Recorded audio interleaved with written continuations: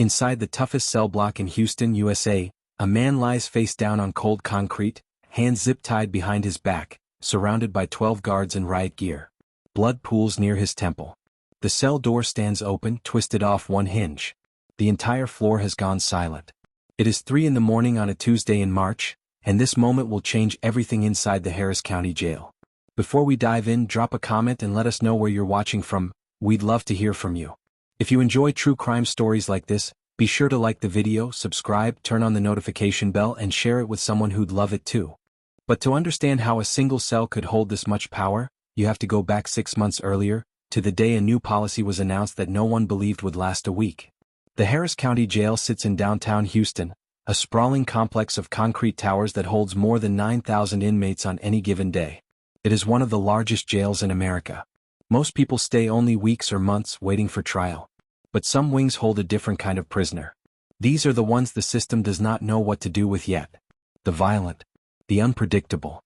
The ones other jails have sent back with incident reports 3 inches thick. Cellblock 7D is where those prisoners go. It is a 48-cell unit on the 7th floor of the oldest tower, built in the 1970s, with walls painted industrial gray and windows so narrow you can barely see the sky.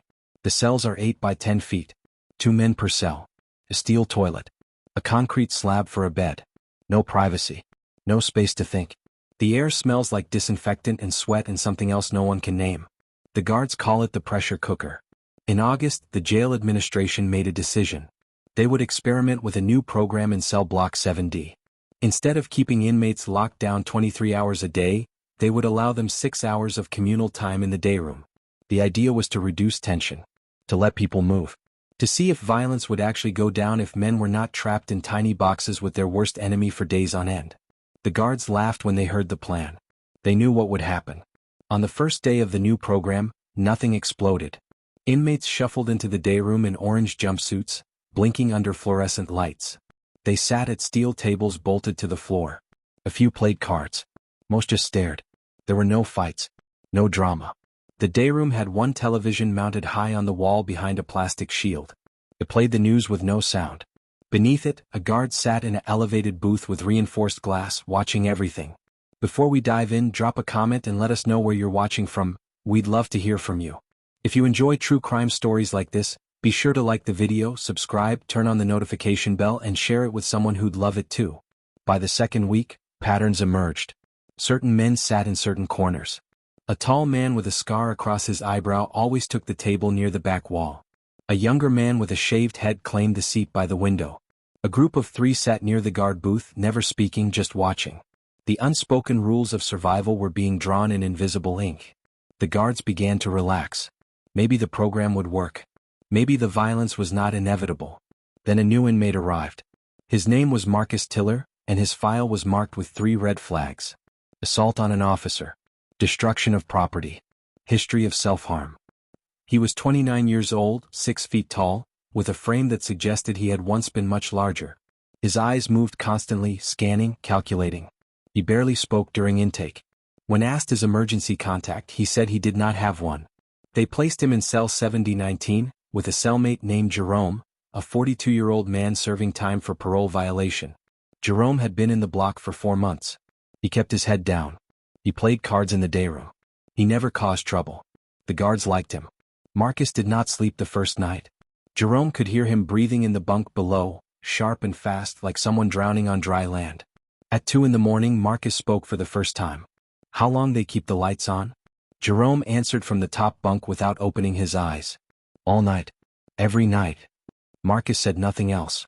The next day during dayroom time, Marcus did not sit. He paced along the far wall, hands behind his back, eyes moving from face to face. The other inmates noticed. The tall man with the scar watched him.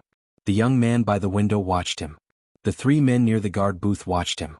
Marcus stopped pacing and stood in the center of the room. He looked up at the camera in the corner. He smiled. Then he sat down at a table alone and did not move for the rest of the hour. The guards reviewed the footage that night. They saw nothing alarming. Just a new inmate adjusting. They filed the report and moved on. But something had shifted. Over the next 2 weeks, small things began to happen. A card game ended in shouting, no punches thrown but close. Someone's breakfast tray was knocked to the floor and no one admitted to it. A toilet in cell 7031 flooded and the inmates inside claimed it was sabotage. The guards investigated and found nothing. Tension was rising but no one could point to a single cause. Marcus never raised his voice. He never started a fight. He simply moved through the block like smoke, sitting with different groups, asking questions that seemed innocent but left people uneasy. He asked about the schedule, the guard rotations, the cells that stayed empty. He learned who had been there the longest, who had the most respect, who had the most to lose. And he learned about cell 7008. That cell sat at the end of the north corridor, farthest from the guard booth, with a blind spot in the camera coverage that lasted exactly 4 seconds when the lens rotated. It had been empty for 3 weeks, ever since the last occupant was transferred to medical for a psychiatric evaluation and never came back. The cell was supposed to remain empty pending inspection. There was a maintenance issue with the door lock that had not been repaired. Marcus asked about it during dayroom time, casually, to a man who had been in the block for 6 months. "Why's that cell still empty?" The man shrugged. "Lock's busted. They'll fix it eventually." Marcus nodded and did not ask again. But every day after that he walked past cell 7008 on his way back from the dayroom. He would pause just for a second and look inside. The guards noticed but saw nothing wrong. It was just an empty cell. On the night of March 7th, 3 months after Marcus arrived, the evening shift ended and the night shift began. Officer Ramirez took his post in the dayroom booth. Officer Chin walked the corridors. The block settled into its usual rhythm. Lights stayed on. Men shifted in their bunks. Somewhere a toilet flushed. At 11:30, a fight broke out in cell 7042. It was loud and sudden, 2 cellmates shouting then crashing into the bars. The guards responded immediately, calling for backup, moving down the corridor. They opened the cell and separated the 2 men, escorting them to separate holding rooms for cooling down. The fight had been over a blanket. Nothing serious. No injuries. While the guards were occupied, the block went quiet. Too quiet. Officer Ramirez scanned the dayroom cameras. Everything looked normal. He checked the corridor feeds. All clear. He radioed Officer Chin, who confirmed he saw nothing unusual. But in cell 7019, Marcus was not in his bunk. And cell 7008 was no longer empty. At 6 in the morning, Officer Ramirez completed his shift report and logged off. He noted the fight in cell 7042. He documented the response time. He checked the box that said the block was secure. He went home and did not think about Marcus Tiller or the empty cell or the 4 seconds when the camera turned away. But he should have. Because by the time the day shift arrived and counted heads for breakfast, a system had already been set in motion that no one in authority understood yet. Cellblock 7D operated on 2 sets of rules. The first set was written down, enforced by guards, visible on cameras and incident reports. The second set existed in glances and gestures and the tiny transactions that happened in blind spots and shadowed corners. Most inmates learned the second set of rules within days. It kept you alive. It told you who to avoid, who to pay respect to, what debts could not be ignored. Marcus had learned both sets of rules in 72 hours. And now he was rewriting them. The morning count came back clean. 48 inmates. All accounted for. Breakfast trays were distributed through the slot in each cell door. Oatmeal, 2 pieces of white bread, a small carton of milk. The block filled with the sound of plastic spoons scraping styrofoam. Guards walked the corridors, checking that everyone was eating, looking for signs of trouble. In cell 7019, Jerome ate his breakfast alone. Marcus sat on the lower bunk with his tray untouched, staring at the wall. Jerome had stopped asking questions 2 weeks ago. Whatever Marcus was doing, Jerome wanted no part of it. He had 16 days left until his hearing. 16 days until he might go home. He was not going to risk it for a cellmate who barely spoke. But at 10 in the morning, during the first dayroom session, something happened that Jerome could not ignore. Marcus walked into the dayroom and sat at the table in the back corner, the one claimed by the tall man with the scar. His name was Dwayne and he had been in cell block 7D longer than anyone else. 8 months. He was waiting for trial on aggravated robbery charges. He was 41 years old, 230 pounds, with arms that showed years of weightlifting. He had a tattoo of a cross on his neck and a reputation for ending problems before they started. No one sat at Dwayne's table unless invited. Marcus sat down and placed his hands flat on the steel surface. Dwayne looked up from his cards. The 3 men playing with him went silent. Across the dayroom, conversation stopped. Even the guard in the booth leaned forward. Dwayne studied Marcus for 5 long seconds. Then he smiled. "You got something to say, new fish?" Marcus did not blink. I got something to offer. I don't take offers from people I don't know. Then get to know me.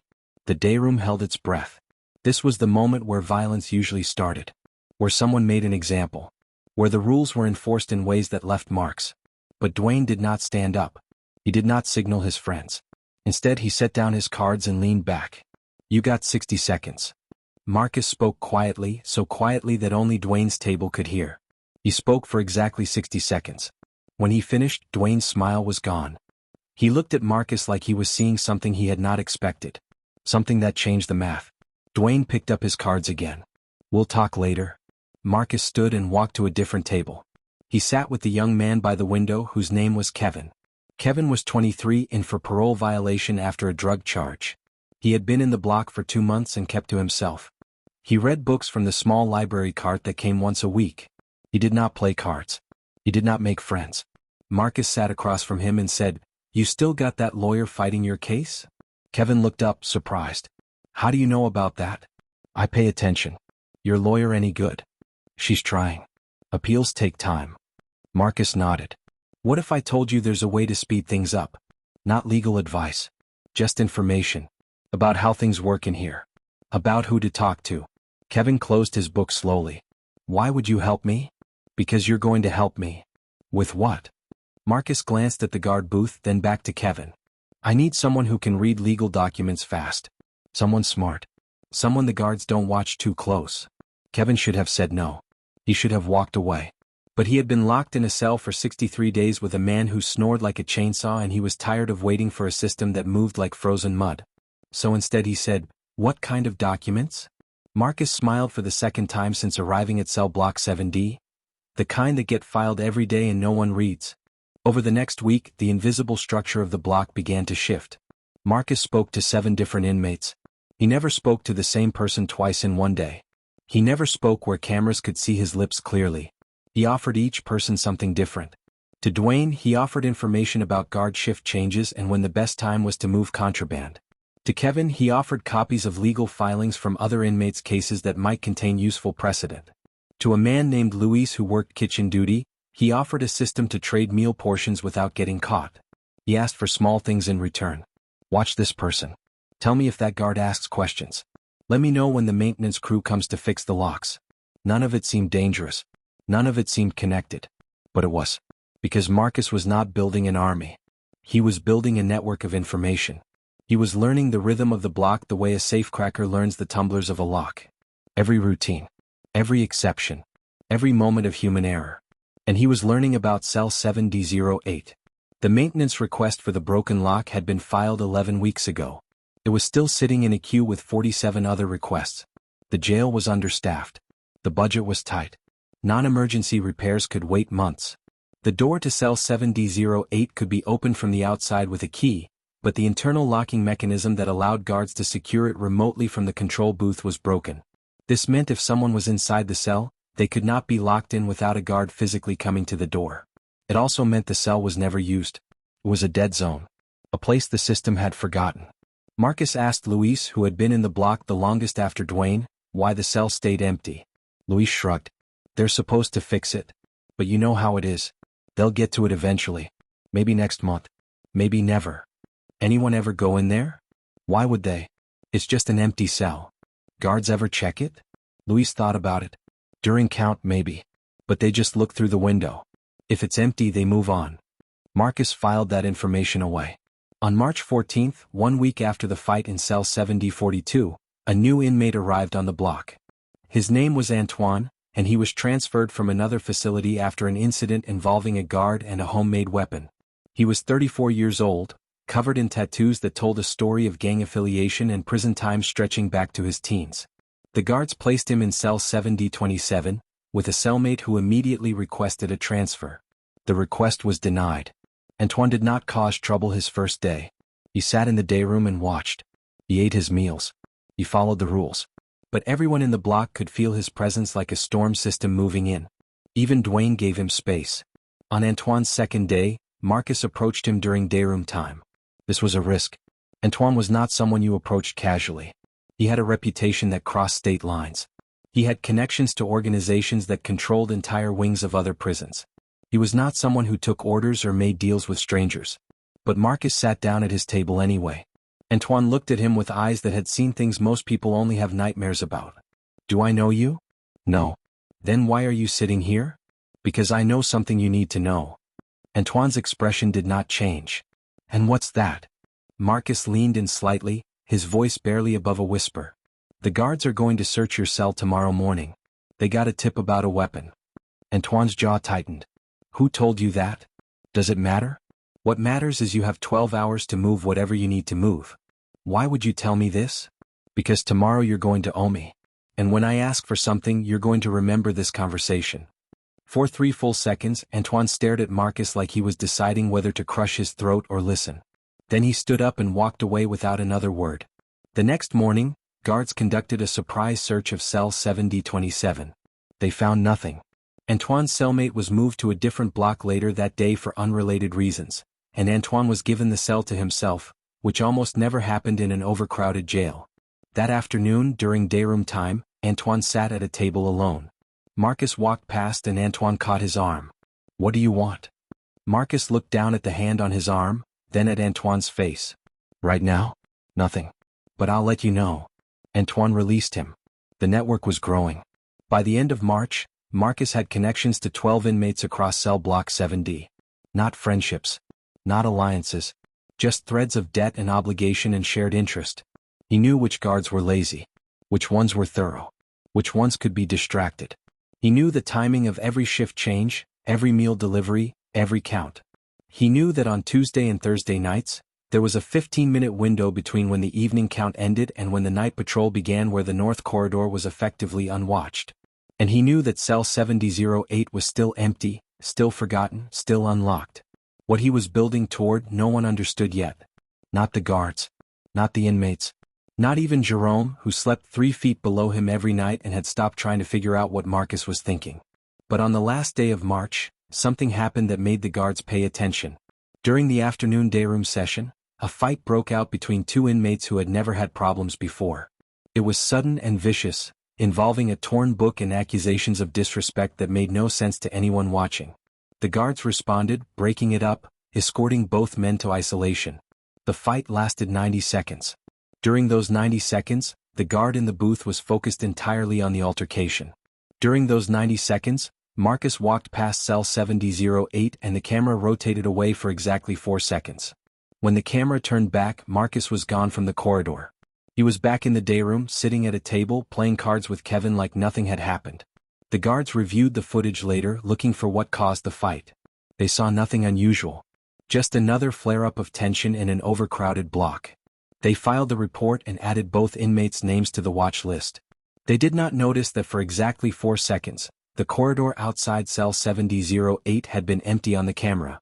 But it had not been empty in reality. And when Officer Chin walked the corridor at lights out that night, doing his final check, he glanced through the small window in the door of cell 7008 and saw what he always saw. An empty cell.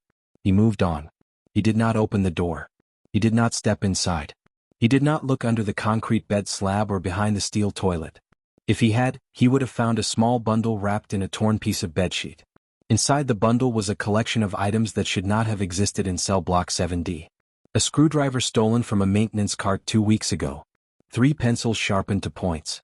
A detailed map of the block drawn on paper torn from a legal pad, showing every camera angle, every blind spot, every guard position. And a list of names. 12 names. Written in tiny, precise handwriting. All inmates in cell block 7D. All people who now owed Marcus Tiller something they could not refuse to pay back. April arrived with a heat wave that turned cell block 7D into an oven. The air conditioning system was 50 years old and worked when it wanted to. Most days it did not want to. Temperatures inside the cells climbed past 90 degrees. Men slept in their underwear on top of thin mattresses soaked with sweat. Tempers shortened. Small disagreements became shouting matches. The guards increased patrols and decreased dayroom time, which only made things worse. Pressure built in ways that had nothing to do with temperature. Marcus had been in the block for 4 months now, and to the casual observer he had settled into a routine. He woke at 6. He ate breakfast. He went to dayroom sessions when allowed. He never caused trouble. His name appeared on no incident reports. The guards barely noticed him anymore, which was exactly what he wanted.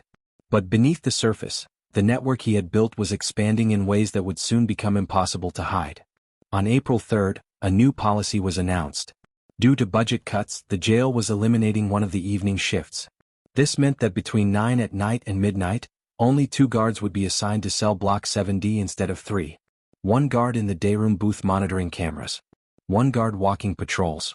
The administration assured everyone this was temporary. They assured everyone it was safe.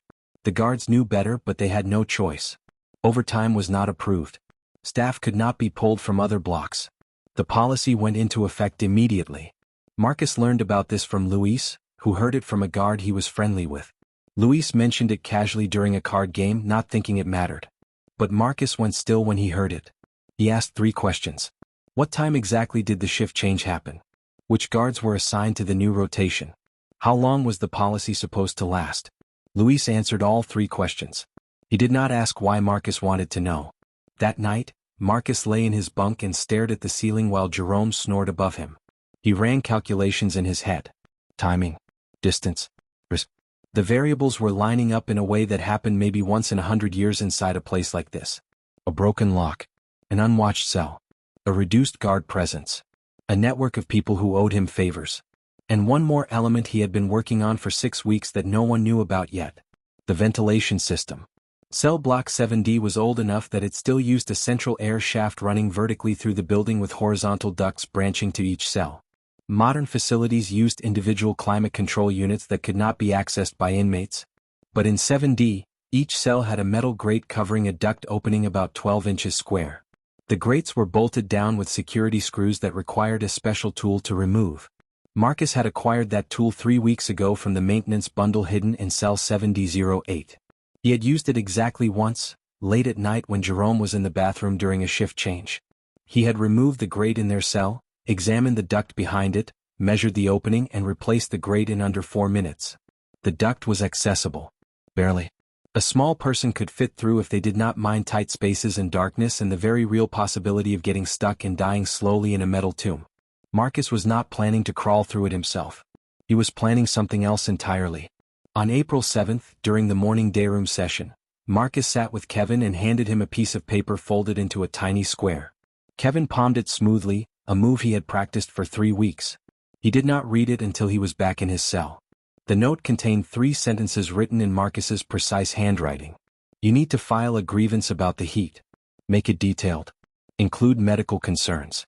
Kevin did not understand why this mattered, but he had learned not to question Marcus's instructions.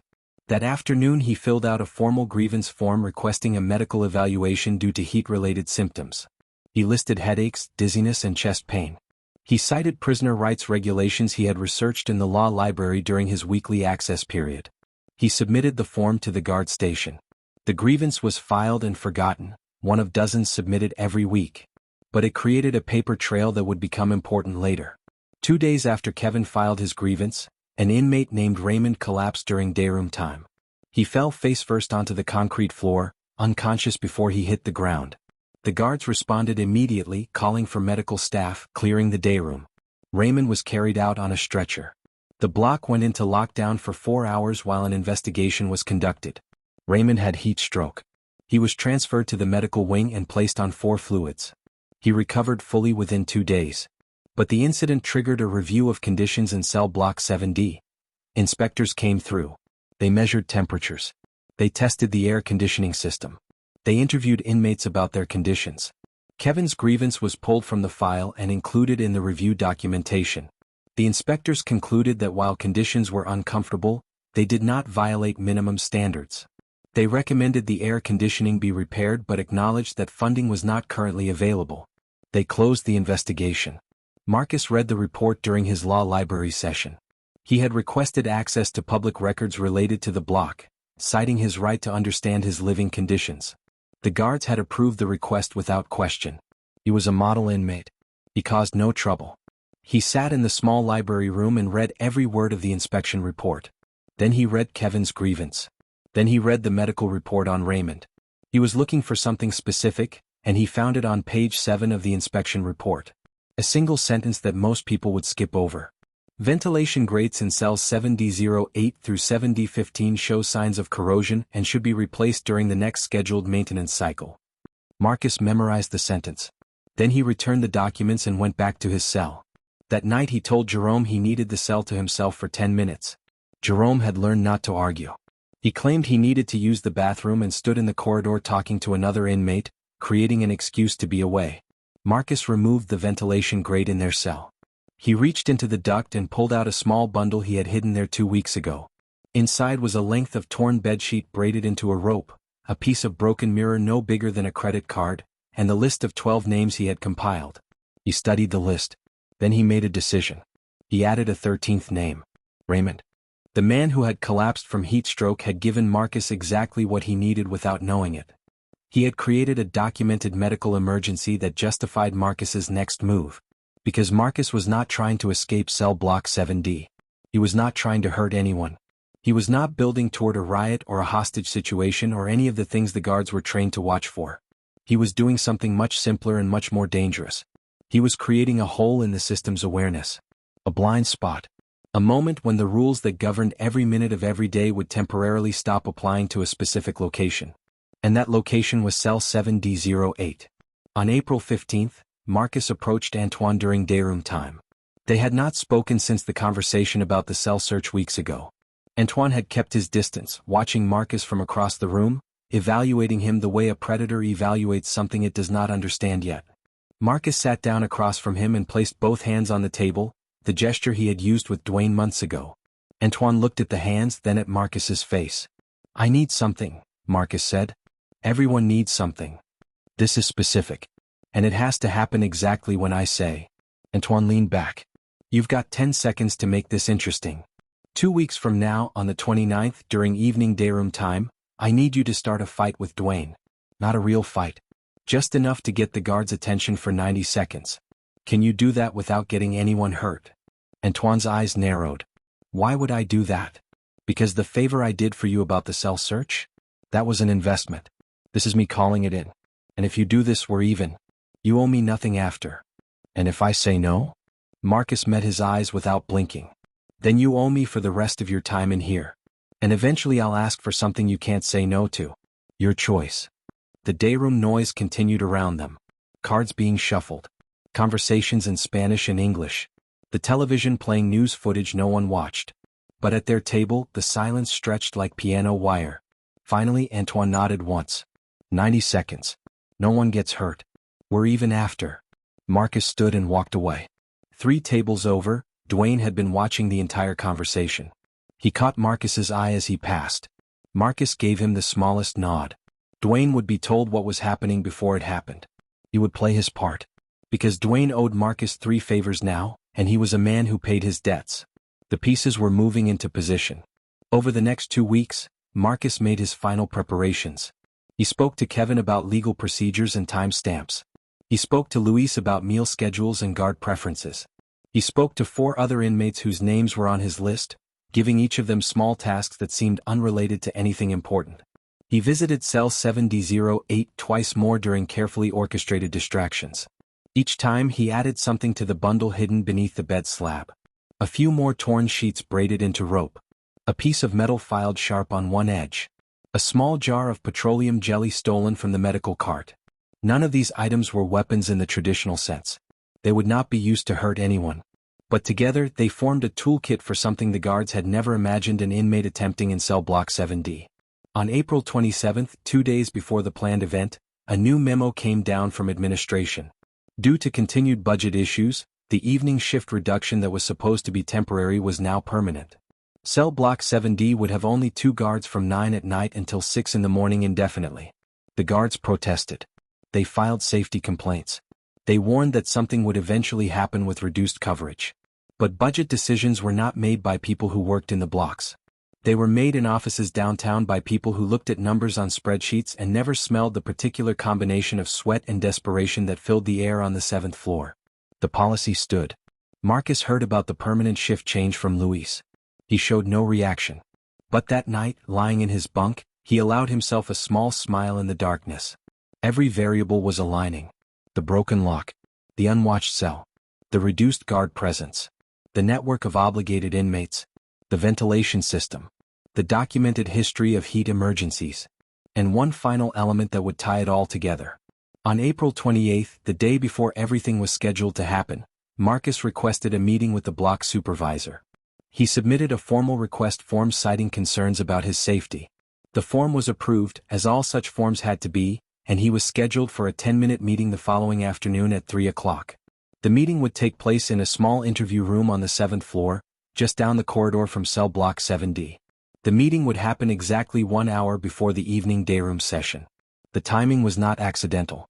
Nothing Marcus did was accidental anymore. That night, Jerome finally broke his silence. He had watched Marcus for 4 months without saying much beyond basic pleasantries.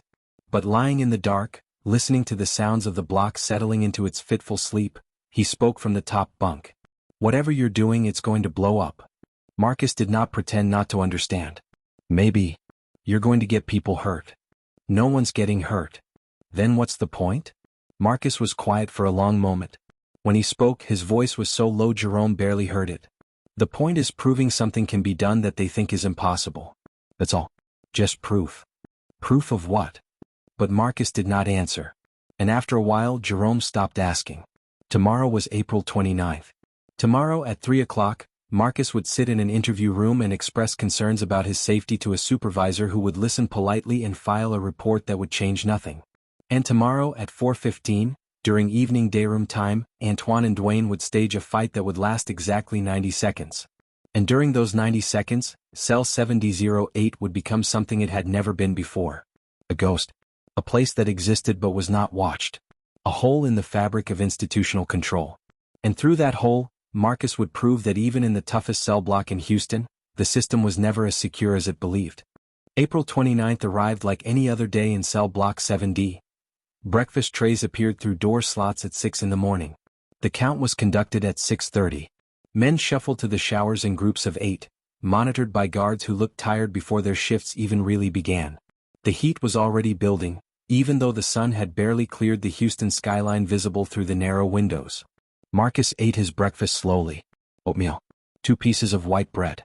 Orange juice instead of milk today, which meant someone in the kitchen had made a substitution. He ate every bite and drank every drop. He would need the energy. At 7:15, Jerome left for his weekly visit with his public defender. He would be gone for 2 hours, transported to a meeting room on the 3rd floor, given his 16 minutes of consultation, then returned. This was part of Marcus's calculation. Jerome would not be in the cell during the critical window. Jerome would not see anything. Jerome could not be questioned about anything. The morning dayroom session passed without incident. Marcus sat with Kevin and discussed nothing important. Weather. Food quality. A television show Kevin had watched before his arrest. Surface conversation that revealed nothing. But under the table, Marcus's foot tapped 3 times against the floor. A signal. Kevin nodded slightly and dealt another hand of cards. At 11:30, Marcus returned to his cell. He lay on his bunk and appeared to sleep. But his eyes were open in the dim light, staring at the concrete slab above him where Jerome would normally be. He was running through the sequence again. Every step. Every timing mark. Every contingency. 3 o'clock arrived. A guard appeared at his cell door and called his name. Tiller. Interview room. Let's go. Marcus stood and presented his hands for cuffing through the door slot. The plastic zip ties were applied loosely. He was a model inmate. No flight risk. No violence in his record at this facility.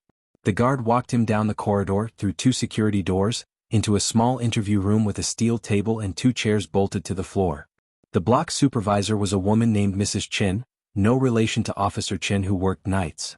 She was 56 years old, had worked in corrections for 22 years, and genuinely tried to treat inmates like human beings when the system allowed it. She sat across from Marcus with a clipboard and a pen. "You requested this meeting, Mr. Tiller? You mentioned safety concerns." Marcus nodded. He spoke for exactly 8 minutes. He expressed worry about tensions in the block due to the heat. He mentioned that he had witnessed arguments escalating. He carefully avoided naming anyone specific. He cited the recent medical emergency with Raymond. He suggested that perhaps more dayroom time would reduce tension, or perhaps the air conditioning could be prioritized for repair. Mrs. Chin listened and took notes. She was kind but realistic. "I understand your concerns. I'll file a report. But I need you to understand that repairs and policy changes take time. Budget approval. Vendor scheduling. These things don't happen overnight. I understand. I just wanted it documented that someone said something before anything bad happens. That's responsible of you. Is there anything else? Marcus paused as if considering, then shook his head. No, ma'am. Thank you for listening. The meeting ended at 3:12. Marcus was escorted back to his cell. The guard removed the zip ties, closed the door, and moved on to the next task. Marcus lay back on his bunk. Jerome returned from his legal meeting at 3:40. He climbed to the top bunk without speaking. Whatever news he had received from his lawyer, it was not good. His parole hearing had been postponed again.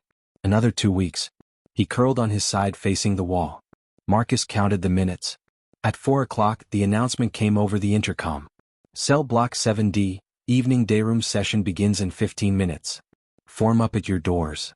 Men stirred in their cells. The sounds of toilets flushing, water running, the small rituals of preparation for the 2 hours of freedom outside the 8x10 boxes. Marcus did not move immediately. He waited until 4:12, then stood and stretched. Jerome remained on his bunk. You're not going? Marcus asked. Not today. You sure? Might help to move around. I'm sure. Marcus nodded and stepped to the cell door. At 4:15 exactly, the locks disengaged electronically from the control booth.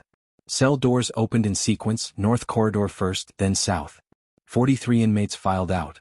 5 remained in their cells, including Jerome. Marcus walked into the dayroom with the crowd. The guard in the booth was Officer Rodriguez, a 15-year veteran who worked by procedure and routine.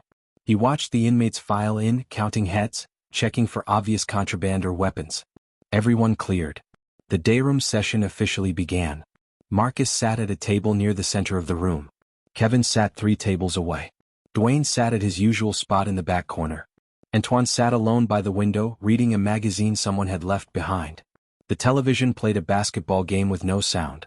Men settled into their routines. Cards appeared. Conversation started. The normal rhythm of 2 hours when you could stand up and walk more than 8 feet in a straight line. Marcus waited. At 4:37 he stood and walked to the water fountain near the guard booth. He pressed the button and drank slowly, counting seconds in his head. 8 seconds. He returned to his seat. At 4:41, Kevin stood and walked to the bathroom, a small side room with 3 stalls and no cameras. He stayed inside for 90 seconds, then returned. His face showed nothing, but he rubbed his left ear once as he sat down. The signal. Everything was ready. At 4:46, Marcus looked across the room at Antoine. Antoine was already looking back. Marcus touched his right temple with 2 fingers. The gesture looked like he was rubbing away a headache. But it was the final signal. Antoine stood. He walked across the dayroom toward Dwayne's table. His path took him past 3 other tables. Men looked up and watched. You did not walk toward Dwayne's table unless you had a reason. Dwayne saw him coming. He set down his cards and leaned back, arms crossed. The 3 men at his table shifted nervously. Antoine stopped 5 feet from the table. We need to talk about what you said yesterday. Dwayne's forehead creased. What are you talking about? I didn't say anything to you yesterday. You know what you said. About my people. I don't know what you're talking about, man. You got me confused with someone else. The dayroom was going quiet. Conversation stopping. Attention shifting. Officer Rodriguez stood up in his booth, hand moving toward his radio. Antoine stepped closer. Don't play stupid. You said it in the corridor.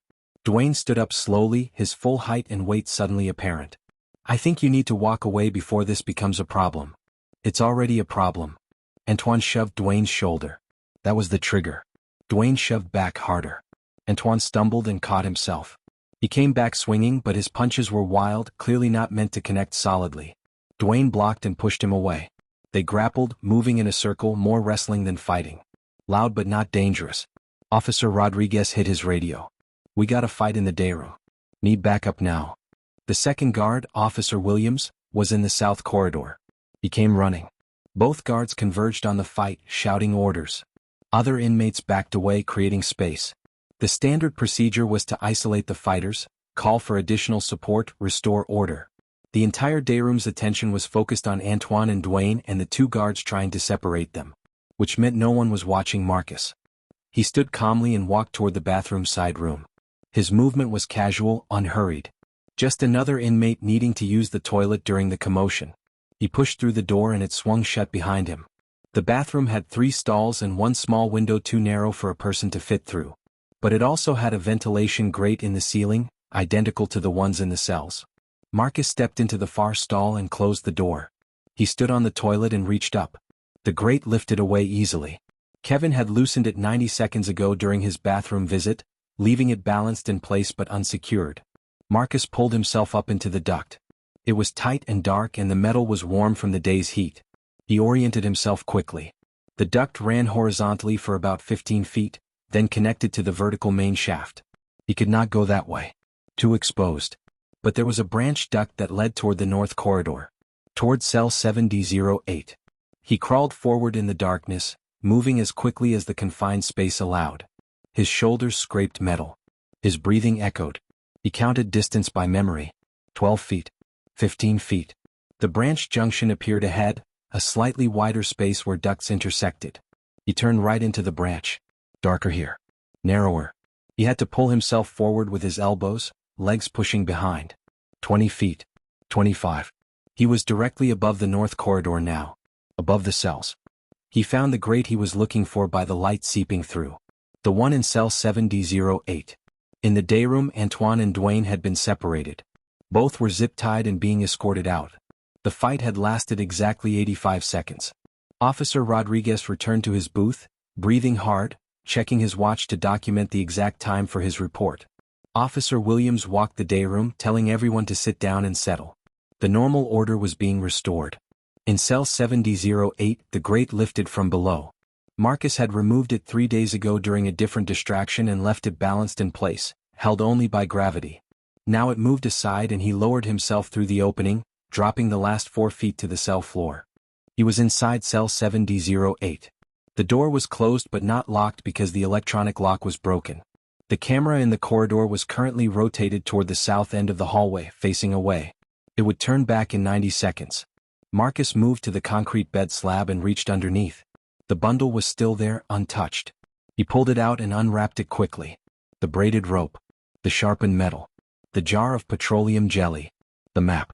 The list. And one more item he had added 2 days ago. A small radio receiver, no bigger than a matchbox, stolen from a maintenance cart and modified using parts from a broken calculator Kevin had access to in the law library. It was tuned to the frequency used by the jail's internal communication system. It could not transmit. It could only receive. Marcus placed the receiver against his ear and pressed the button. Static. Then voices. Officer Rodriguez. Day room secured. Incident report being filed. 2 inmates to isolation. Central control, copy that. Medical needed? Officer Rodriguez. Negative. No injuries. Central control, acknowledged. Return to standard operations. Marcus listened to the rhythm of institutional communication. Guard positions. Status updates. The constant radio chatter that coordinated everything in a facility with 9,000 inmates. He was listening for something specific. A gap. A moment when attention shifted elsewhere. He waited. In the day room, Officer Williams was conducting a head count to make sure no one else had gotten involved in the fight. He counted 40 inmates. That was wrong. There should be 41.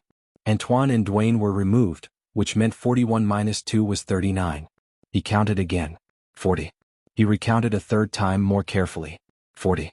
Someone was missing, but his count said everyone was present. He checked his roster. Maybe someone had been called out for a legal meeting? He radioed the booth. Rodriguez, did anyone get called out during the incident? Negative. Everyone who entered is still here. Williams frowned. He must have miscounted initially. Stress from the fight. Easy mistake. He moved on. In cell 7D08, Marcus heard the exchange on the radio. His absence had not been noticed yet. But it would be. Eventually. He had maybe 10 more minutes before the dayroom session ended and they conducted the return count. 10 minutes to complete what he had spent 4 months preparing for. He wrapped the radio in cloth to muffle it and placed it in his pocket. He took the sharpened metal and the petroleum jelly. He moved to the cell door and examined the lock mechanism from the inside. The electronic lock was broken, yes. But there was also a manual override, a mechanical bolt that could be engaged from outside in case of electronic failure. That bolt was currently not engaged because the cell was supposed to be empty. Marcus applied petroleum jelly to the bolt mechanism. Then he used the sharpened metal as a lever and wedge. He worked carefully, methodically, his hands steady despite the pressure. What he was doing was not escaping. The cell door was not being opened. What he was doing was breaking the manual override completely, jamming it in a way that would look like mechanical failure rather than sabotage. After 3 minutes of careful work, the bolt mechanism was jammed solid. The door could not be secured now, not electronically and not manually. Cell 7D08 was permanently unlocked unless someone replaced the entire mechanism, which would require maintenance paperwork, vendor calls, budget approval, weeks or months. Marcus stepped back and examined his work. Perfect. He returned to the ventilation opening and climbed back up into the duct, pulling the grate back into place behind him. He crawled back toward the bathroom, moving faster now. He reached the bathroom grate and lowered himself down, dropping into the far stall just as he heard the main bathroom door opening. He flushed the toilet and stepped out, washing his hands as Kevin entered. Kevin glanced at him, face neutral. All good. All good. They returned to the day room together, sitting at different tables. Marcus checked the clock. 4:53. The session would end at 6:15. He had been gone approximately 7 minutes total. No one had noticed. At 6:15, Officer Rodriguez announced the end of dayroom time. Inmates lined up by cell assignment. The count was conducted. 41 inmates accounted for. Everyone returned to their cells. Doors locked electronically. Marcus lay on his bunk while Jerome read a book above him. Everything had worked perfectly. Cell 7D08 was now a ghost in the system. A cell that appeared normal but could not be secured. A blind spot that would not be discovered until someone tried to use it and failed. And when that happened, it would reveal just how much could slip through the cracks in a place that believed it had no cracks at all. Marcus closed his eyes. The hard part was done. Now came the waiting. 3 days passed before anyone discovered what Marcus had done. 3 days of normal routine. Breakfast trays. Head counts. Dayroom sessions. Guards walking corridors. The machinery of institutional control turning exactly as it always had. Antoine and Dwayne spent 24 hours in isolation for the fight, then returned to the block with incident reports added to their files. No one questioned why the fight had started. Tensions ran high in the heat. These things happened. Marcus returned to his pattern of invisibility. He played cards with Kevin. He nodded to Luis in the meal line. He exchanged brief glances with the 12 other inmates whose names were on his list, but nothing more. The network had served its purpose. Now it needed to dissolve back into the background like mist in sunlight. On May 2nd, a Tuesday morning, the maintenance department finally responded to the work order for Cell 7D08. A technician arrived with tools and a replacement lock mechanism. He was escorted to the 7th floor by Officer Chin, who had filed the original maintenance request 11 weeks ago and had almost forgotten about it. The technician approached Cell 7D08 and examined the door from the outside. He tested the electronic lock from his control pad. Nothing. He tried the manual override. The bolt would not engage. He opened the door and stepped inside to examine the mechanism more closely. That was when he found the petroleum jelly residue and the scratches around the bolt housing that indicated someone had deliberately jammed it. Officer Chin was called over. He looked at the evidence. His face went pale. He radioed for the block supervisor immediately. Within 20 minutes, cell block 7D was locked down. All inmates were ordered to remain in their cells. No explanation given. Guards moved through the corridors with tension in their shoulders and hands near their pepper spray. Something had happened. Something that made the administration nervous.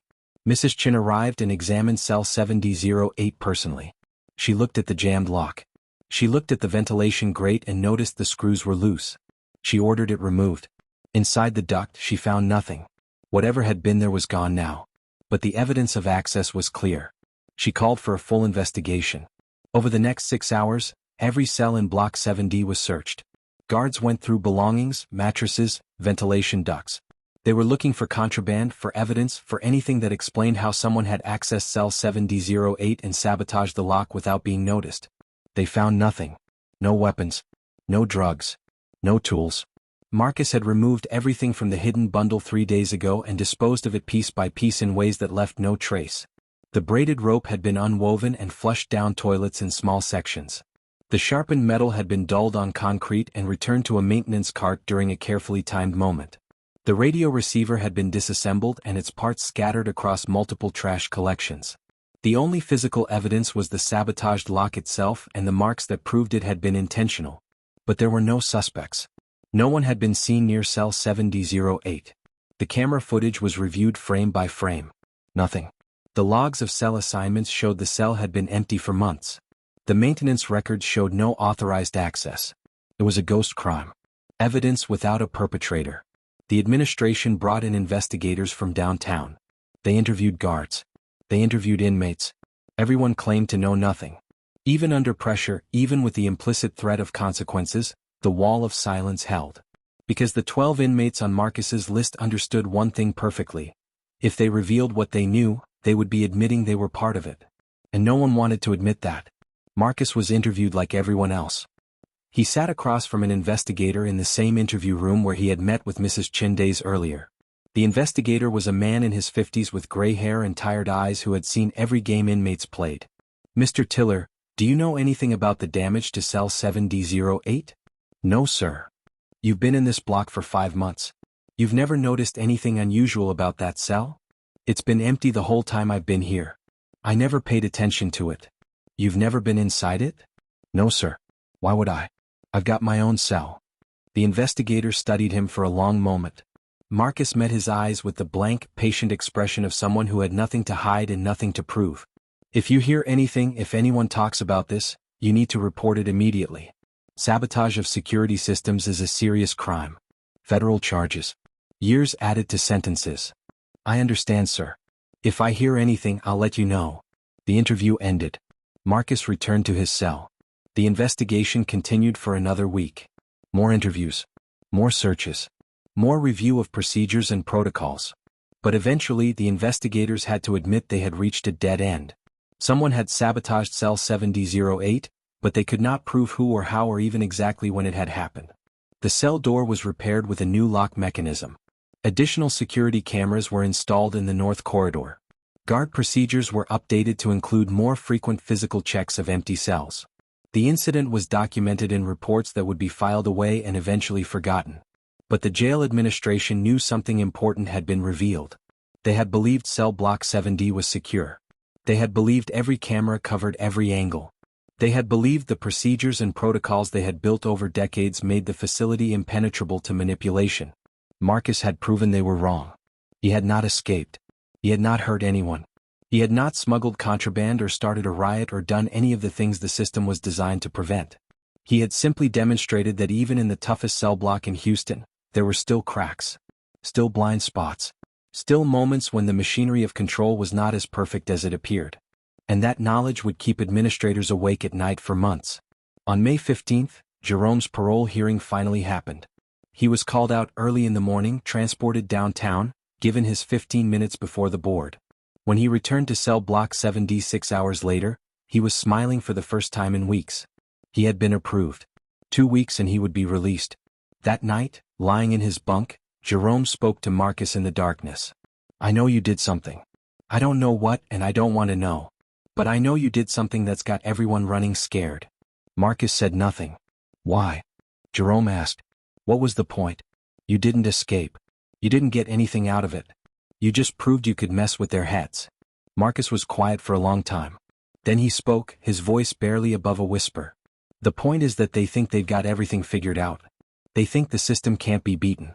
They think if you put enough cameras and locks and guards in place, nothing can slip through. But that's not true. There's always a way. Always a crack.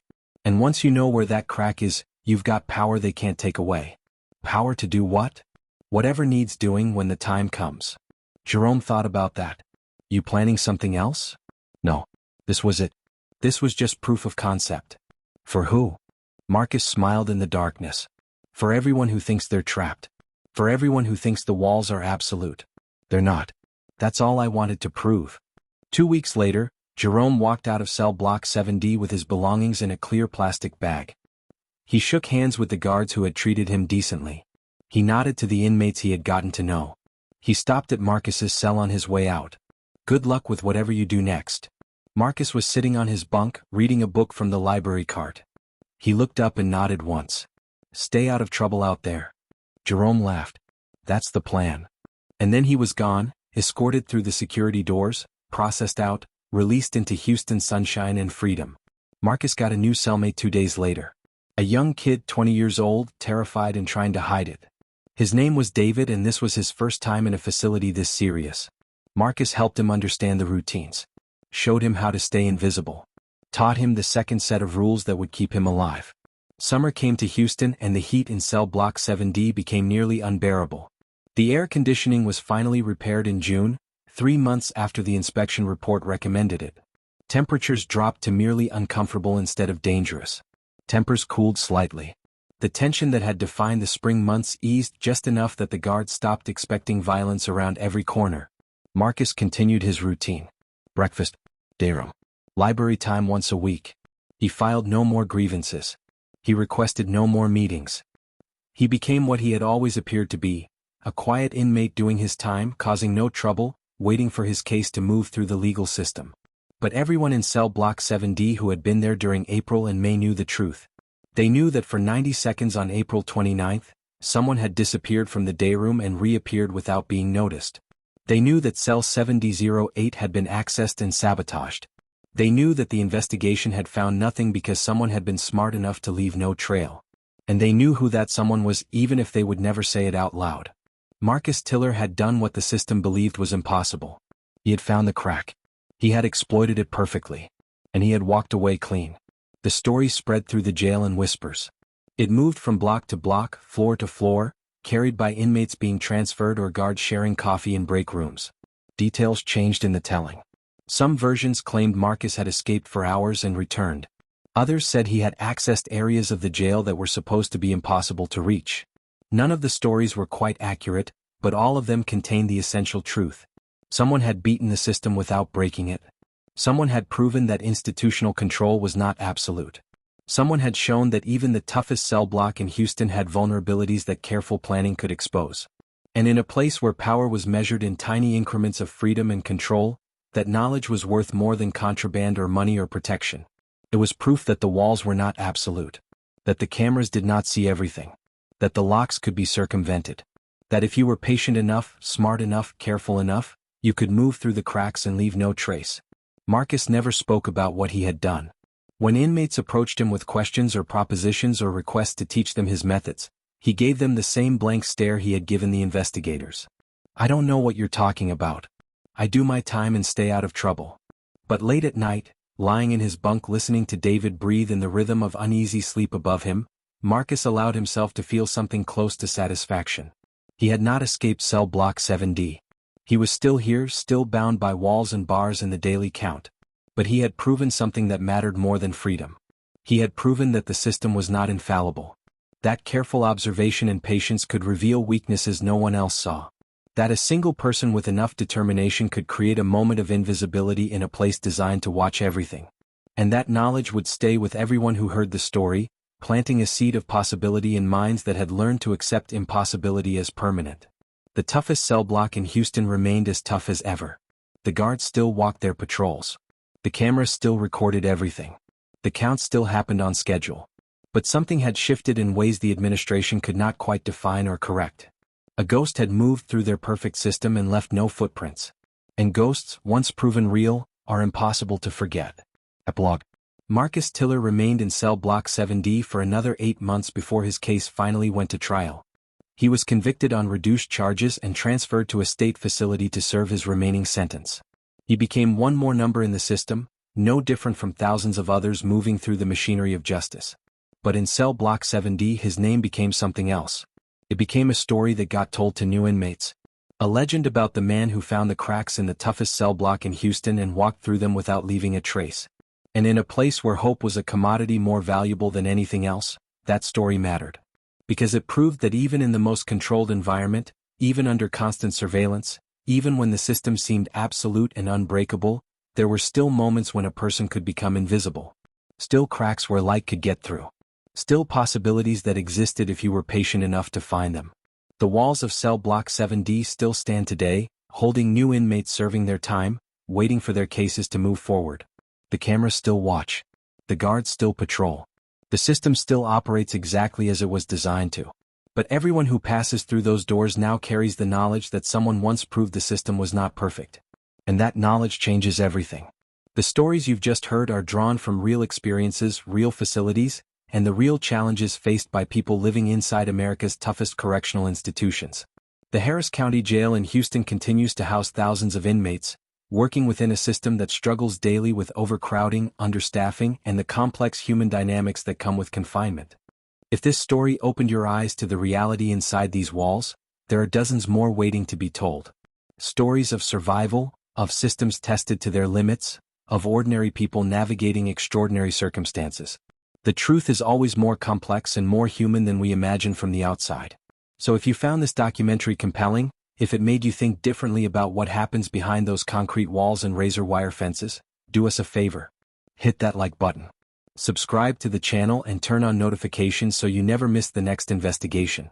Drop a comment and tell us which facility you want us to explore next, or share your own experiences if you've been inside the system. Share this video with someone who needs to understand what really happens in America's jails and prisons. These stories matter. These truths need to be told. And trust us, what you've seen today is just the beginning. There are facilities across this country with stories that will challenge everything you think you know about crime, punishment, and the price we pay for the system we've built. We'll see you in the next one. Until then, stay curious, stay questioning, and remember that behind every locked door, there's a human story waiting to be understood.